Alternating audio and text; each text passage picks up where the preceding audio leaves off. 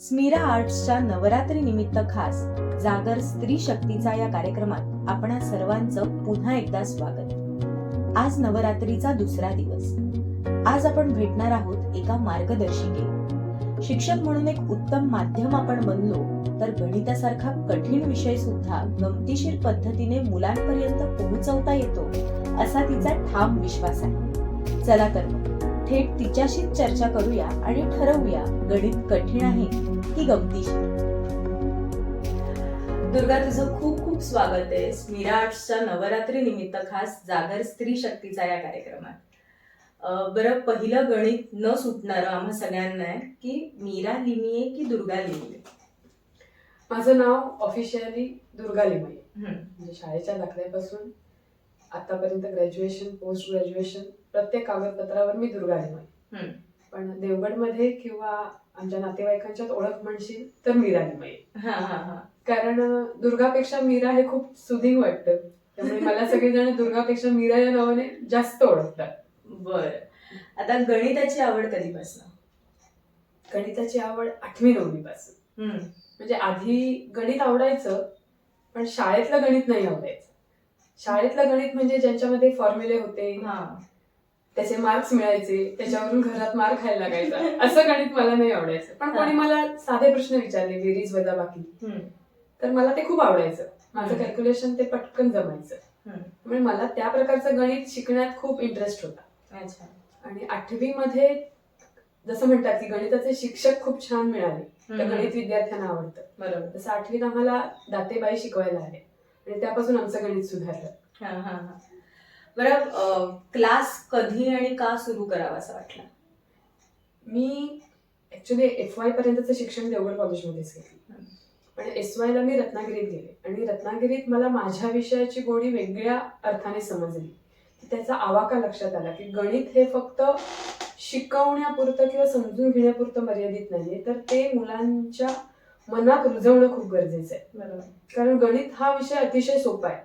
मी जर असं म्हटलं तर खूप जण असतील की गणित विषय सोपा कसा, पण गणिताशिवाय आपलं काहीच नाही. बाजारात गेलो, पैशांची देवाणघेवाण करतो, वस्तू खरेदी करतो, तिथे सुद्धा आपण बेरीज वजाबाकी करतो. घरात कुठलं सेलिब्रेशन आहे तर पहिला आपण बजेटचा विचार करतो, म्हणजे तिथे पण आपलं गणितच आहे. त्यामुळे याचा विचार करून मुलांच्या मनात आवड निर्माण करावी म्हणून मी गणिताचे क्लास सुरू करण्याचा निर्णय घेतला. त्याआधी मी रत्नागिरीत शिकवत असताना, मी शिकत असताना आणि शिकवत असताना, कारण मी MSc रत्नागिरीत केलं, मोठे जोगळेकर. आणि तिथे मी आमचे जे HOD होते सप्रेसर, तर त्यांच्याकडून मी काही शाळेमध्ये शिकवायला जायचे. कारण त्यांचा पण मोटिव्ह हा होता की गणिताचे चांगले शिक्षक तयार करणे. त्यामुळे मला त्यांनी प्रथम संधी दिली, त्यामुळे माझा कॉन्फिडन्स वाढला. आणि त्यावरून लक्षात आलं की विद्यार्थ्यांची आजची गरज काय. म्हणजे आता असं लक्षात येतं की आपल्याला काय येतंय यापेक्षा विद्यार्थ्यांना आता काय हवंय याची गरज सगळ्यात जास्त आहे, विशेषतः गणिताच्या बाबतीत. म्हणून मी देवगडमध्ये आल्यानंतर, ज्यावेळी मी कॉलेजमध्ये नोकरी करत होती, त्याच्यानंतर कोरोना काळात ती नोकरी सुटली, त्यानंतर मी क्लास घेण्याचा निर्णय घेतला. त्यामुळे देवगडच्या विद्यार्थ्यांना गणित चांगल्या प्रकारे कळावं आणि त्याच्यातल्या संधी त्यांना उपलब्ध व्हावं, बरोबर, म्हणून मी देवगडमध्ये क्लास सुरू केला. देवगडमध्ये बऱ्याच जणांचा, विद्यार्थ्यांचा, त्यांच्या पालकांचा क्लास बद्दलचा रिपोर्ट खूप चांगला आहे. म्हणजे तुमच्या क्लासचा निकालही गेले कित्येक वर्ष 100% आहे. याचं रहस्य काय? याचं रहस्य म्हणजे मी शिकवताना विद्यार्थ्यांची मानसिकता समजून घेते. की मला 11वी-12वीत असताना काय होत होतं, तर मला खरंच काही कळत नव्हतं हे काय आहे. विशेषतः 11वीत आल्यानंतर पहिला येतो तो ट्रिग्नॉमेट्री, जो 9वी-10वीत खूप जणांना डेंजर वाटलेला असतो. साइन थिटा, कॉस थिटा हे का आले, कुठून आले, याचा मी अभ्यास केला. आणि त्याचं डेली लँग्वेज मध्ये, म्हणजे आपण जी रुटीन भाषा बोलतो, म्हणजे समोरची बाजू, लगतची बाजू, त्यांचे रोजच्या जीवनातले दाखले ज्यावेळी विद्यार्थ्यांना द्यायला सुरुवात केली, त्यावेळी विद्यार्थी कठीण गणित सुद्धा आपल्या रोजच्या जीवनाबरोबर रिलेट करायला सुरुवात केली. त्यामुळे विद्यार्थ्यांना हे नक्की काय आहे हे समजायला सोपं गेलं. आणि एकदा समजलं की माणूस उत्तर सहज सांगतो आणि लिहूही शकतो. बरोबर. आणि आम्हीही शाळेत असताना गणित माझा नावडता विषय. त्याचं कारण कदाचित ते आमच्यापर्यंत तितकं गमतीशीर पद्धतीने पोहोचलं नाही हे असू शकतं.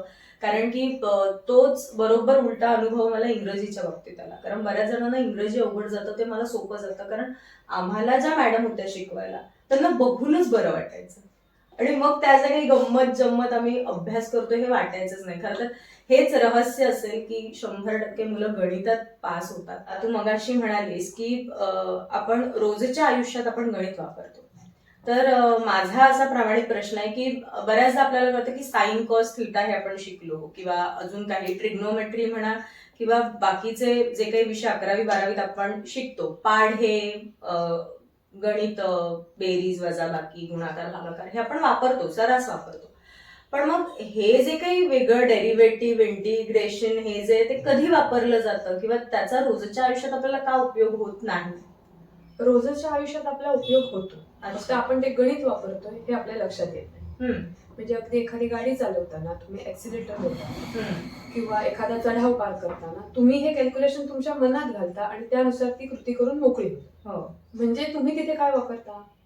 गणितच वापरता.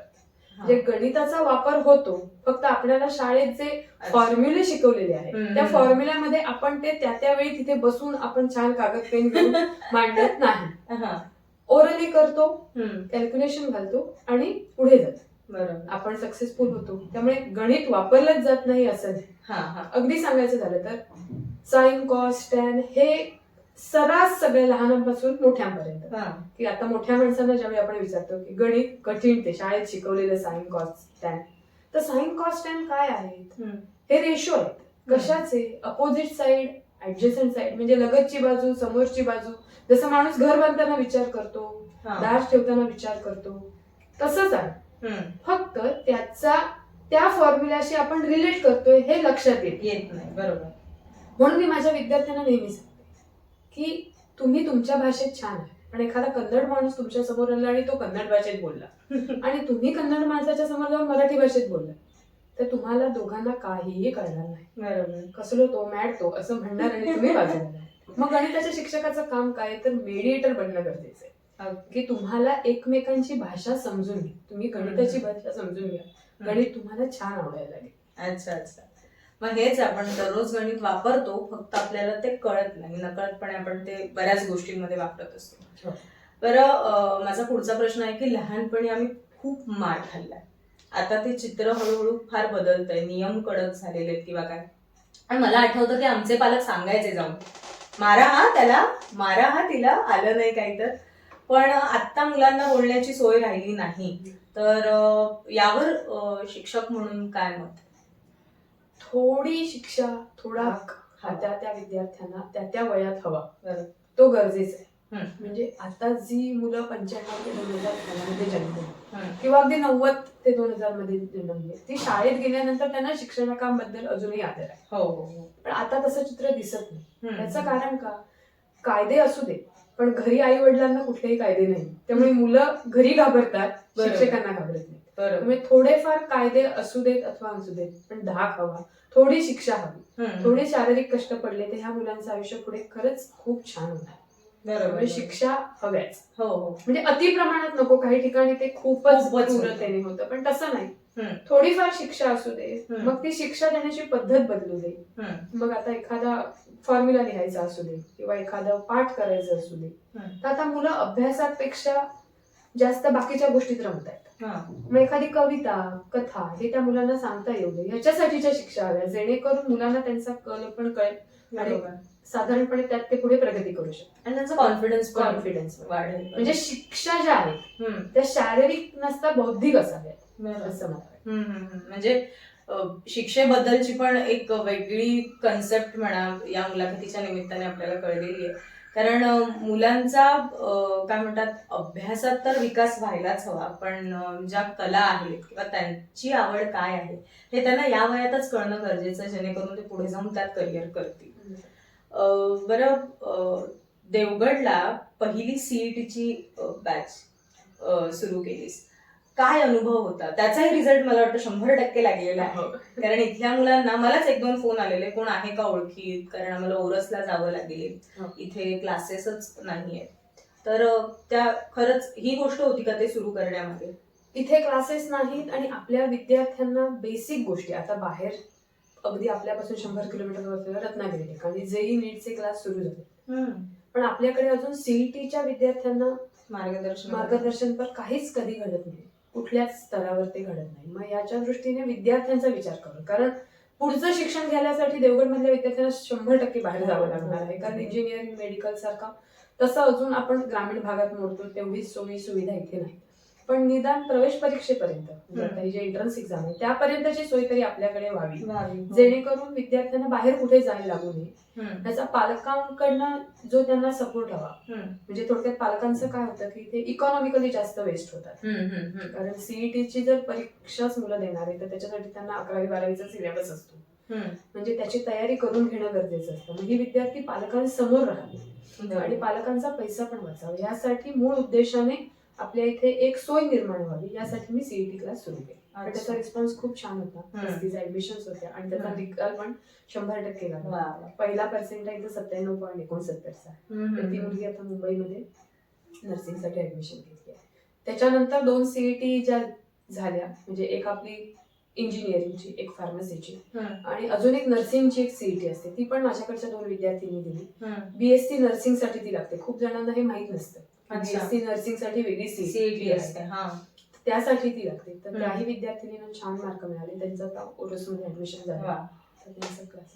हो, कारण एका पॉइंट नंतर शिक्षणासाठी बाहेर पडलंच पाहिजे, पण अगदीच 12वी पासून बेसिक गोष्टींसाठी आपल्याला जावं लागलं तर ते फायनान्शियली पण इथल्या लोकांना शक्य होत नाही आणि शारीरिक पण खूप त्रास होतो, अपडाऊन करावं लागतं, काहींची सोय नसते. तर हा एक खूप चांगला प्रयत्न आहे, तू असाच सुरू ठेवावास आणि त्याबरोबर इतरही परीक्षेचं मार्गदर्शन तू करावंस. बरं, एखादा गमतीशीर किस्सा घडलाय का कधी? हो, बरेच. म्हणजे वर्गात शिकवताना आणि क्लास सुटल्यानंतर सुद्धा मुलांकडनं ज्या काही रिव्ह्यूज येतात असं आपण म्हणू, किंवा त्यांचे जे काही रिस्पॉन्स असतात त्यावरून मला चेहऱ्यावरनं कळतं की हे नाही कळत आहे मुलांना किंवा ही कंटाळली आहे. मग अशा वेळी मी खरंच तो विषय त्या ठिकाणी थांबवते. अच्छा. मग खरं तर हुशार थोड्या विद्यार्थ्यांचा मूड ऑफ होतो की आता का थांबवते, पण सगळ्यांच्या दृष्टीने ते महत्वाचं असतं. म्हणजे एकदा मला आठवतंय की मी एक थेरम शिकवत होते आणि विद्यार्थ्यांना कंटाळा आला होता, म्हणजे तो इंटरेस्ट नव्हता किंवा तो तेवढा छान पद्धतीने माझ्याकडनं डिलिव्हर होत नव्हता असं नाही म्हणा.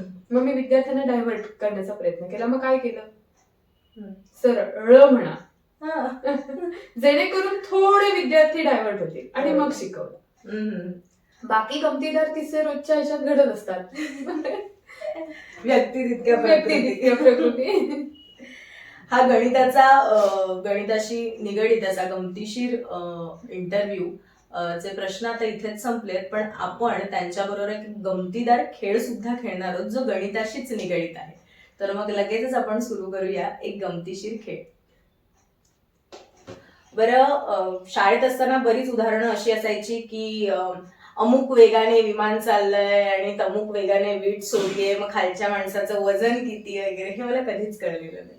तर तशा अर्थाचे जरा गंमत आणणारे प्रश्न मी विचारणार आहे.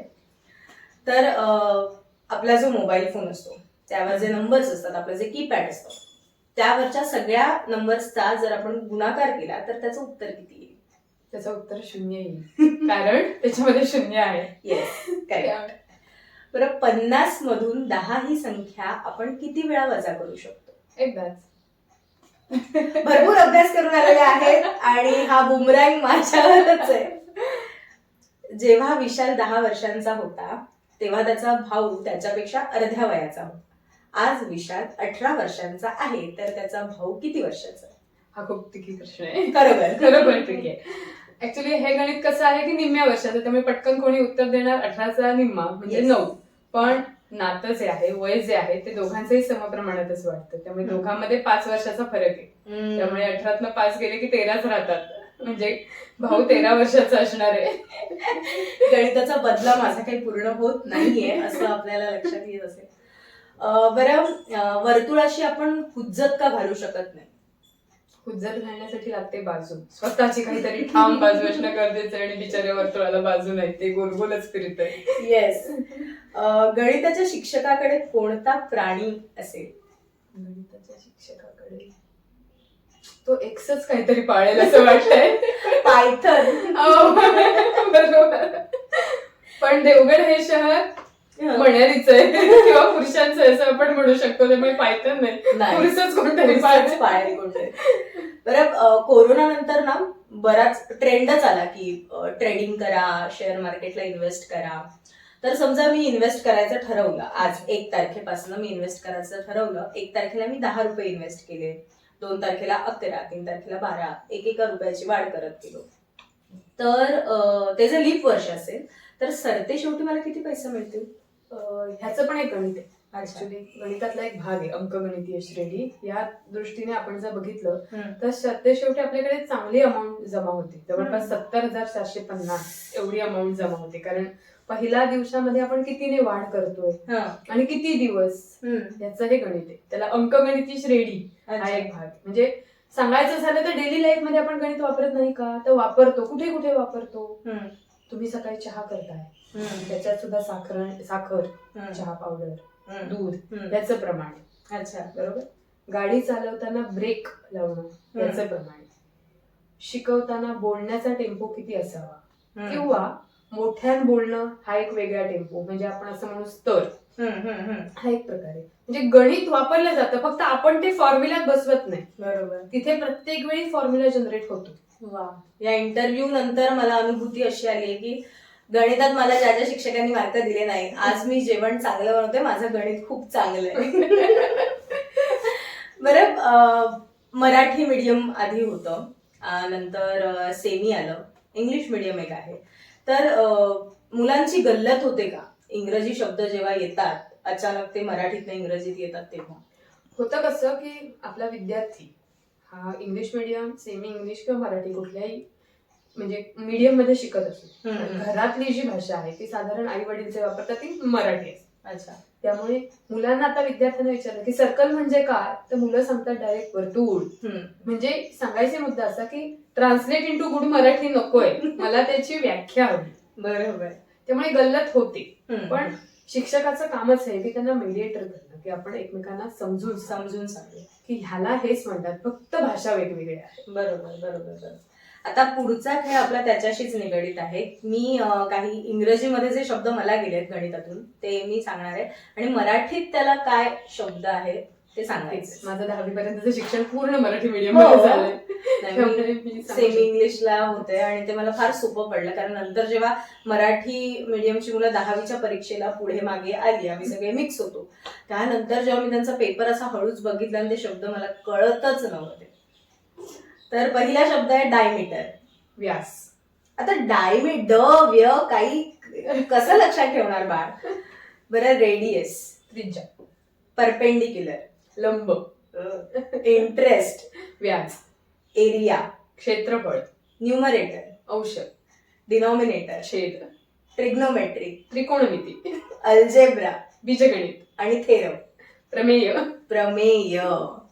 तर या गमतीशीर खेळानंतर आजचा इंटरव्ह्यू आपला इथेच संपलाय.